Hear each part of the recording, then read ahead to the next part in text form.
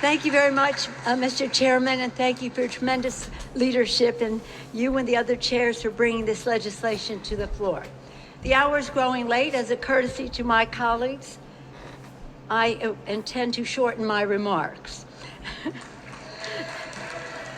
For those that I shorten of the remarks, I promise to put them in the record if you promise to read them. Let me also begin by saying I associate myself with the remarks of all of my Democratic colleagues. That covers a lot of territory. Mr. Speaker, under the visionary leadership of President Biden, Democrats have forged historic progress for America's families. First, we enacted the life-saving American Rescue Plan to propel us out of the pandemic, put money in pockets, vaccines in arms, children safely in school, people back to work. Next, we secured the transformative bipartisan infrastructure package to create good-paying union jobs, rebuilding our nation.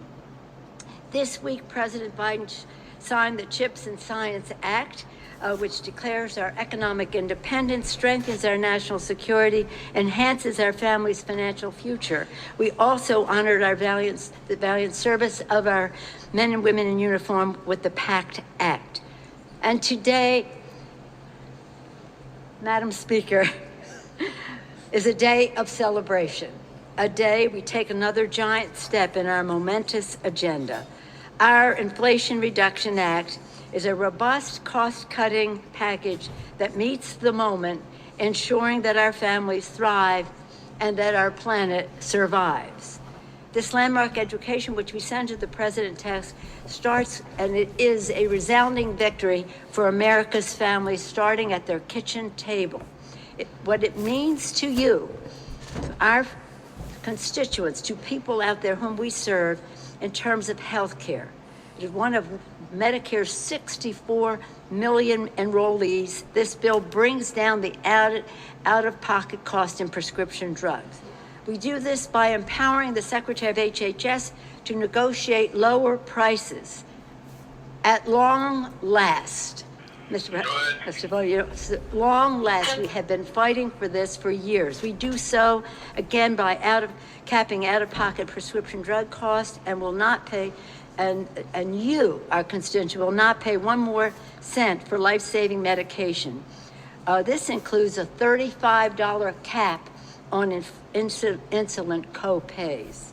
And we do this by banning drug manufacturers from raising prices faster than inflation, protecting you against predatory price hikes. Make no mistake, these measures are a big blow to pharma, which has had a stranglehold for decades, preventing us from making this move. Now we have relaxed that stranglehold a bit, more to be done, but giving more leverage and more breathing room to America's families. At the same time, this bill, I'm not saying the title every time, okay, locks in lower premiums that Democrats secured first in the rescue package.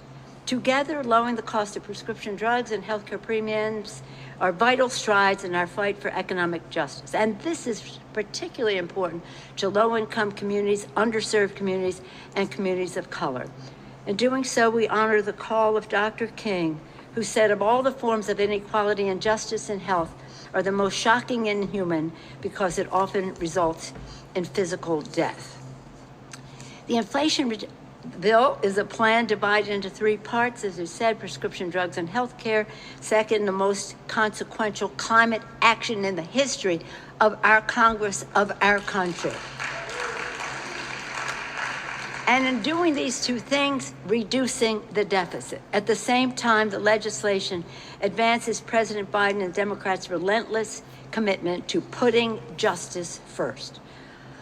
And all these crucial investments are fully paid for by making sure the ultra-rich and biggest corporations pay their fair share.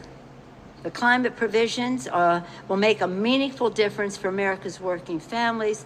I'm going to put that in the record if you promise to read it, but it's about clean air and clean water for our children. It's about 9 million good-paying union jobs. It's about preventing conflict over resources and habitat. It's about values. Values espoused by Pope Francis when he said earlier this summer, our planet has reached a breaking point in the fight against climate crisis. Extreme weather continues to wreak havoc across the country, around the world.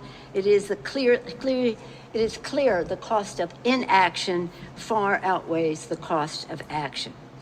Bill saves the planet while keeping more money in your pockets. For working families, you'll save an average of $1,000 a year in lower energy bills. Underserved communities means $60 billion in environmental protection, environmental justice initiatives to ensure that everyone enjoys the benefits of a cleaner, green economy. Again, the bill pays down the deficit by $300 billion in the first decade. Here's what it means to you. What it means, slashing the deficit drives down inflation in the long term. These monumental investments are for families, and healthcare are fully paid for, ensuring the biggest corporations and wealthiest pay their fair share. And that is an estimate of about $160 billion a year of taxes they are unlawfully not paying. Right now, families are being harmed by corporate profiteering. But let me just say, I don't want you to take it from me. I want you to take it from a large number, 126 economists, including 7 Nobel Prize winners and 3 former chairs of the Council of Economic Advisors. In a letter urging passage of this bill, I want you to hear this, my Republican friends, because clearly you don't know this. But now that you do, perhaps you'll change your comments.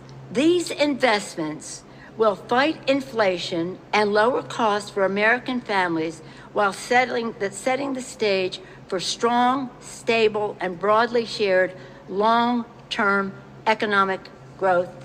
And I submit their letter to the record. But another point that I want to make is I hear them saying that this is going to be such a thing about the audits of the despite the Republicans' desperate falsehoods, this bill does not increase IRS audits on America's working families.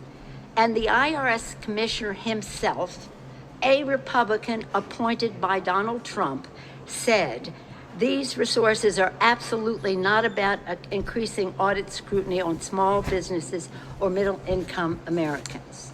So there you have it. So I would just say at the end of all of this, I ask these questions when you hear about what this means to America's working families. How can you vote against lowering health care costs and prescription drugs costs for seniors and underserved communities as we continue to fight inflation? How can you vote with pharma at the cost of America's seniors and America's working families? How can you vote against protecting future generations from rising sea levels, raging wildfires, and crippling droughts? How can you vote against reducing the deficit or asking billionaires and companies and wealthy avoiders of taxes to pay their fair share? And I'm not talking about people who work the system. I'm talking about people who illegally do not pay their taxes. So, my colleagues, every member in this body is confronted with a choice. We either put people over politics or politics over people. And for centuries, members of Congress have stood exactly where we stand, facing the exact same decision as they constructed the pillars of America's economy and safety. Social Security, Medicare, the Affordable Care Act, things that the Republicans opposed all along the way. This bill, the Inflation Reduction Act, a package for the people, increases the leverage of the public interest over the special interest and expands the promise of health and financial security now and for generations to come. So, submitting the rest to the record, I urge every member to put aside their understanding of this and vote for the Inflation Reduction Act as we send this historic legislation to President Biden's desk for signature this evening for him to sign into law. And I yield back the balance of my time.